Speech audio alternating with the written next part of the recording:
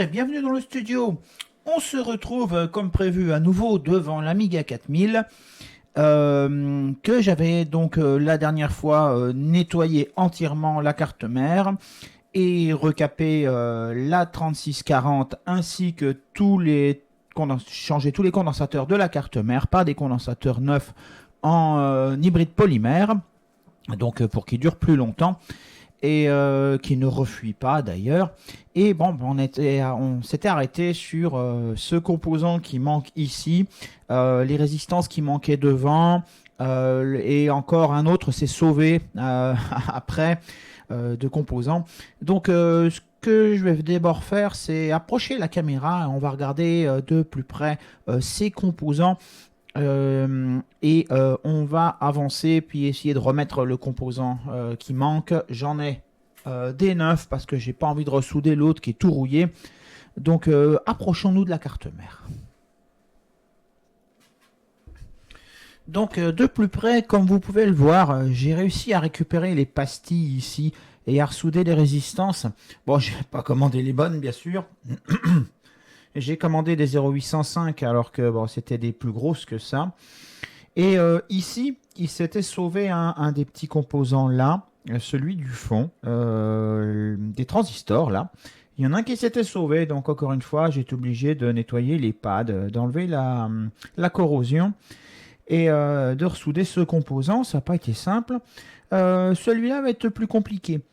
J'ai néanmoins vérifié les bouts de pads qui font contact ici, voir s'ils allaient bien où il faut.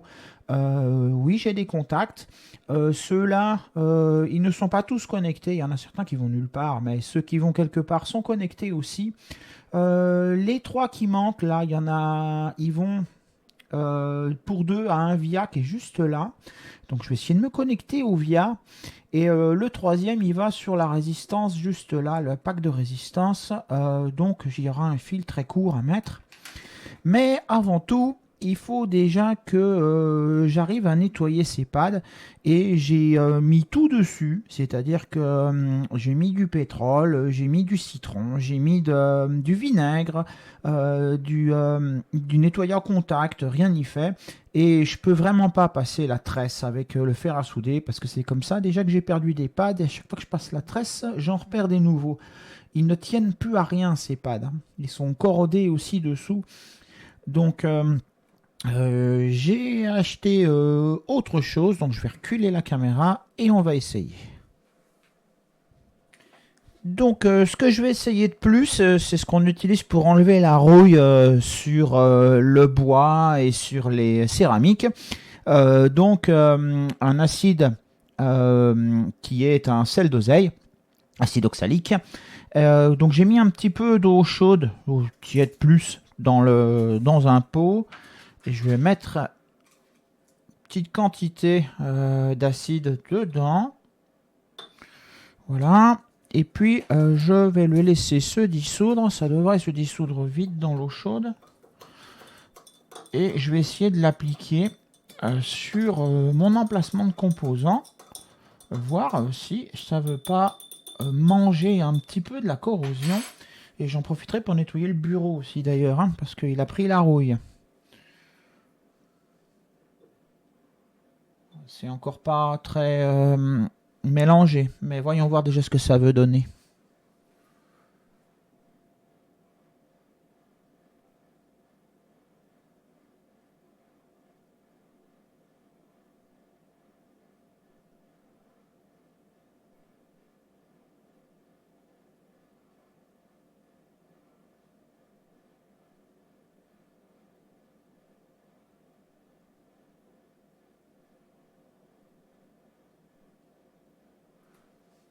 Je crois que je vais faire comme avec le vinaigre, c'est-à-dire que je vais découper un tout petit morceau de papier, je vais l'imbiber, puis je vais le laisser dessus, et puis on regardera ce que ça donne dans une petite demi-heure, hein, peut-être un petit peu moins, voir si on arrive à récupérer les pattes pour souder dessus. Donc je vous retrouve plus tard.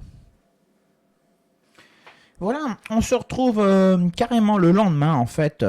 J'ai laissé agir un petit peu et je ne voyais pas avancer. Donc je l'ai laissé tremper pendant plusieurs heures. et je voyais toujours pas avancer. Mais il faut quand même croire que ça a bien avancé, puisque quand j'ai approché un fer à souder avec de la soudure dessus, eh bien la soudure est venue coller sur les pads.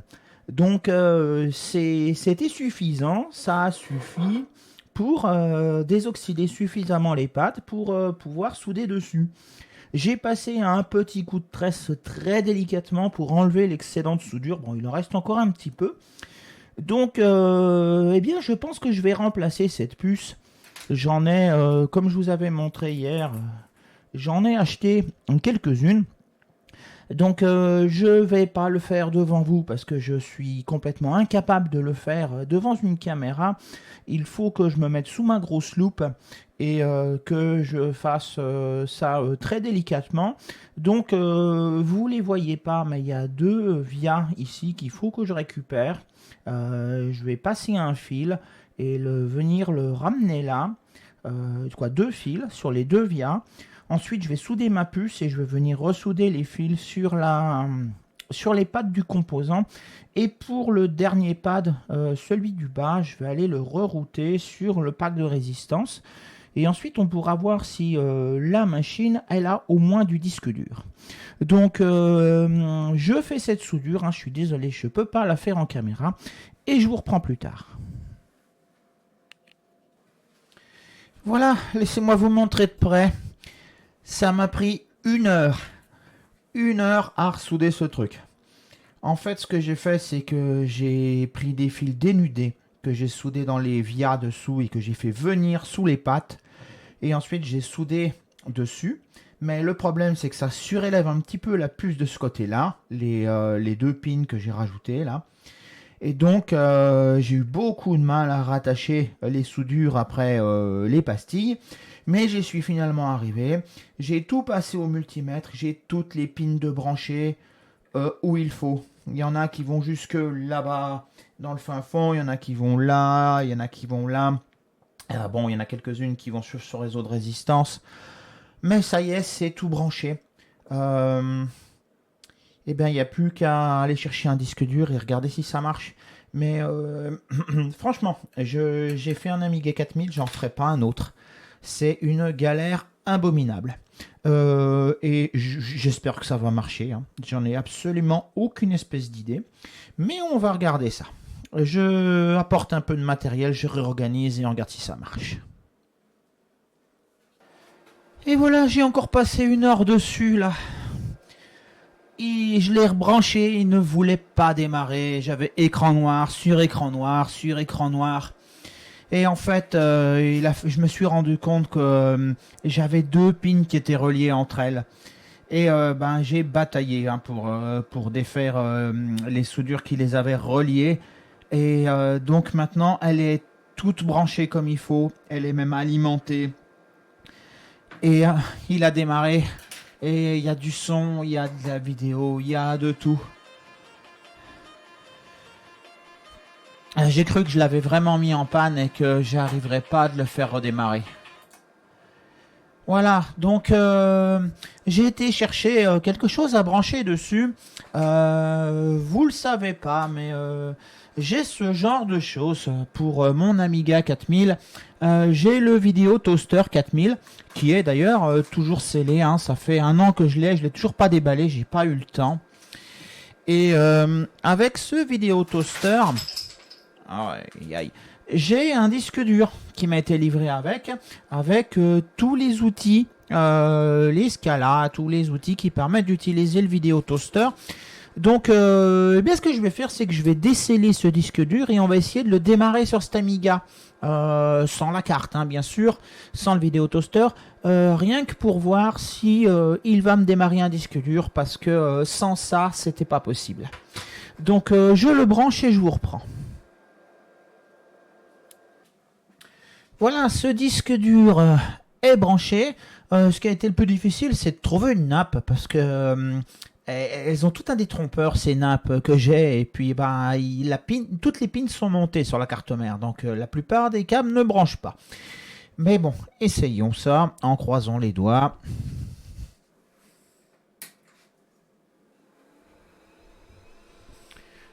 Le disque se lance.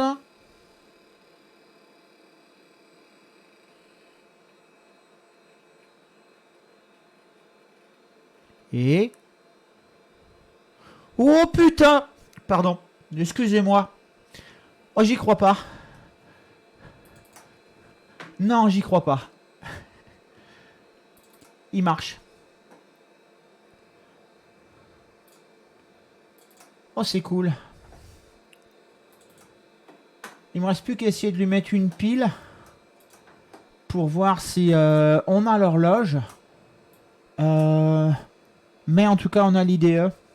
Ça veut dire que ma réparation est faite correctement. J'ai réussi à remettre cette puce comme il faut. Et donc, du coup, il s'est démarré sur un disque dur. Eh bien, ce qu'il me reste à faire maintenant, c'est lui mettre une pile d'horloge et regarder si on peut régler l'heure. Et ensuite, l'étape suivante, ce sera de mettre le riser et de mettre la Picasso 2 et de voir s'il la détecte. Donc, moi, je suis déjà super satisfait d'en être arrivé là. Je mets une pile et on en reparle. J'ai mis une pile sur un petit adaptateur qui évite que ça charge justement la pile.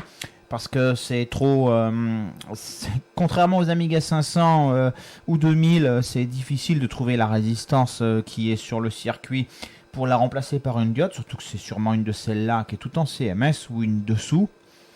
Donc, ici, normalement, on devrait pouvoir régler la batterie. Mais ce n'est pas le cas. Donc, la puce qui gère l'horloge, c'est celle-ci. Avec l'oscillateur qui est ici. Donc il y a quelque chose encore qui ne marche pas de ce côté-là. Je vais enlever la pile et je ne vais pas investiguer plus parce que ça veut dire qu'il faut que je renlève mon support si je veux regarder dessous. Et je ne cacherai pas que j'en ai un petit peu marre de ce coin-là, donc je vais le laisser comme ça. Bon, alors maintenant ce que je vais faire, c'est que je vais mettre le Riser Zorro et je vais mettre la Picasso 4 en lévitation et on va regarder si la machine la détecte. Donc à tout de suite. J'ai mis la backplane, donc on va déjà le démarrer sans carte pour regarder qu'est-ce qu'il nous raconte. Donc je vais enfoncer les deux touches de la souris pour arriver dans le boot menu.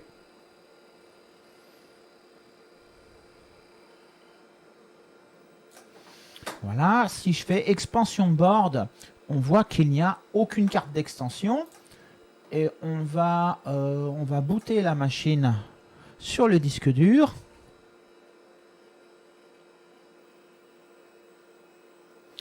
Si on regarde dans Tools, Show Config, évidemment il ne l'affiche pas. Voilà, on voit qu'on a Boards None. Il détecte bien qu'on a 2 mégas de chip, 16 mégas de fast et les versions du Kickstart, donc 3.0. Et le Workbench d'ailleurs est un 3.0 apparemment aussi. On va regarder.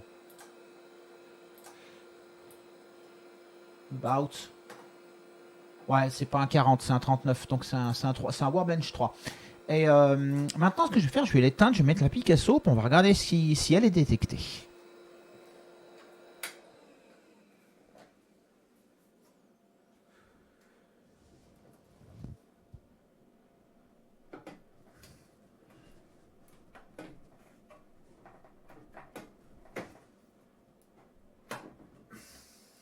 C'est très très dur ces ports Zorro enfoncés.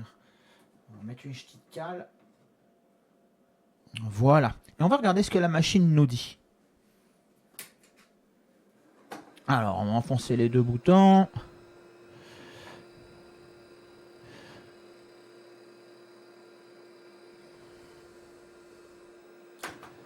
Et si on va dans Extension Board, eh bien voilà. Il y a deux cartes, donc je suppose qu'il y a deux fonctions sur cette Picasso 2 qui sont toutes les deux listées. Il doit y avoir, je pense, la partie affichage et la partie mémoire de l'affichage.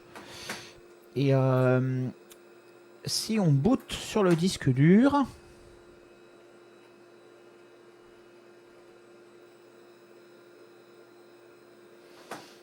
et qu'on relance le show config,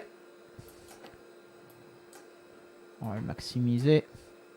Voilà, et ben il nous trouve deux cartes. Donc effectivement, il y en a une qui fait 2 mégas, donc ça doit être la mémoire de la Picasso 2. Et 64K, ça doit être une ROM, un BIOS de cette carte qui lui permet de démarrer. Donc je ne vais pas m'amuser à installer Picasso 96 sur le disque dur de mon vidéo toaster. Donc je considère moi que ça fonctionne puisqu'il identifie bien les cartes avec les bonnes adresses. Et donc c'est reparti. Donc pour moi cet Amiga, il a qu'un problème, c'est un problème de clock. On va essayer de changer.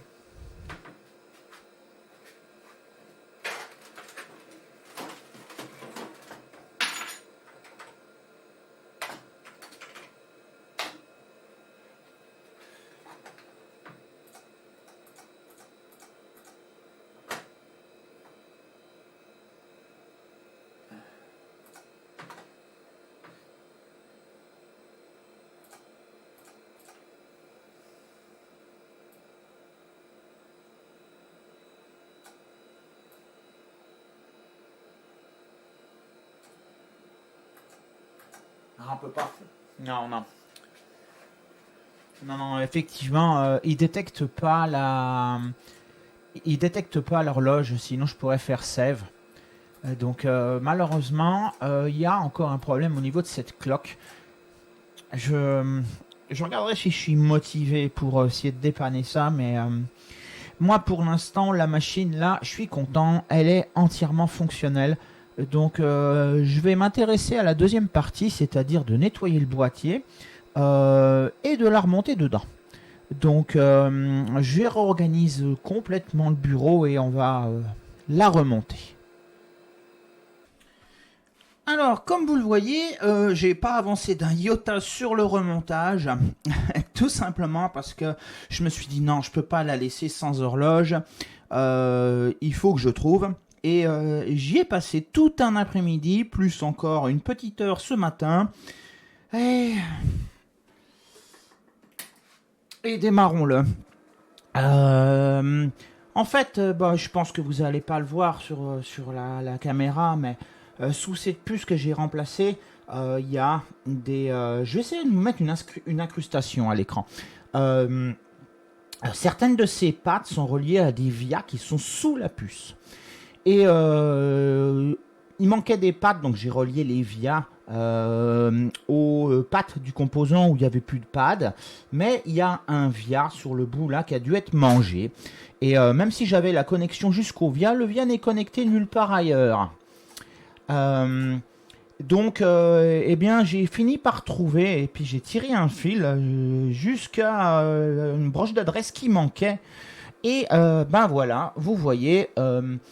RP5C01 detected. Donc ça veut dire qu'on a une horloge et on peut maintenant régler l'heure et je vais pouvoir remettre la pile et elle sera sauvegardée.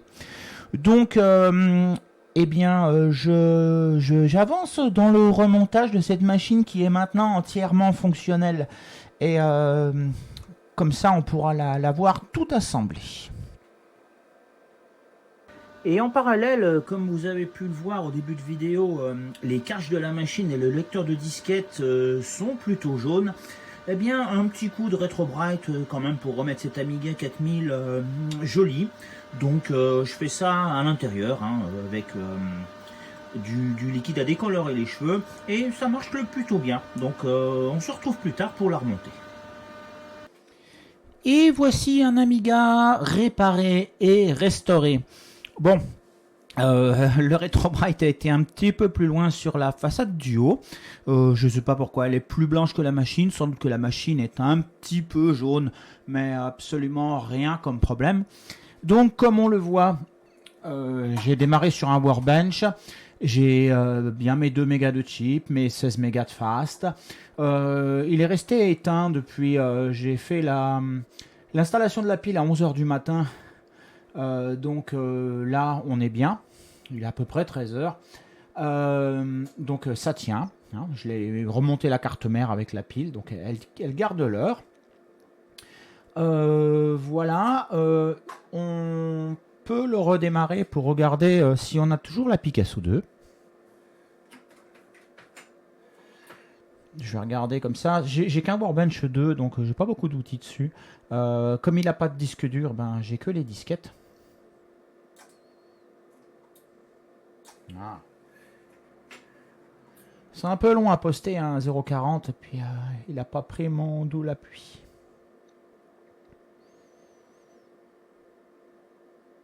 Allez, démarre. Voilà, expansion diagnostic, oui, c'est bon. Elle est toujours là, on a toujours la Picasso qui est marquée Working. Il n'y a pas grand chose qui boot comme disquette originale sur cet Amiga 4000. C'est normal, j'ai refait tout le lecteur marche bien. Mais on peut pas dire que ce soit très compatible avec les jeux pour 500. J'ai essayé Pinball Fantasy, ça marche pas. Battle Squadron, ça marche pas. Jim Power, ça marche pas. Donc bon, bah je charge juste une petite disquette comme ça pour terminer la vidéo. Donc voilà, mais je suis super fier de moi d'être arrivé à réparer un Amiga 4000 complètement. C'était pas vraiment bien parti depuis le début, mais je suis super content d'en être arrivé jusque là. Moi je vous dis portez-vous bien et à bientôt, mais restez encore quelques petites minutes, je vais vous passer un slideshow.